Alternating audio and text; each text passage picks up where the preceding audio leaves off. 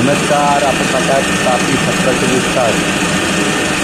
मित्रांनो, आपल्या घरापर्यंत नळाद्वारे येणारे जे पाणी आहे ते सहज दुकानातून येत नाही, तर त्या ठिकाणी पाणी पुरवठा योजनेसाठी अनेक अडचणींचा सामना करावा लागतो.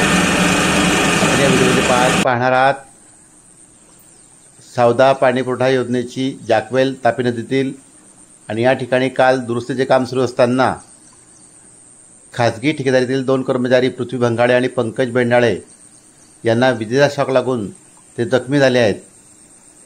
त्यांना उपचारासाठी खाजगी रुग्णालयात दाखल करण्यात आले आहेत.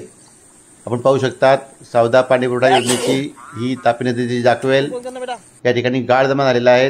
तो काढण्यासाठी काम सुरू होते आणि विद्युत पंप सुरू करत असताना शॉर्ट सर्किट होऊन हे 2 कर्मचारी या ठिकाणी जखमी झालेले आहेत. त्यांच्यावर उपचार सुरू असून त्याची प्रकृती आता स्थिर आहेत.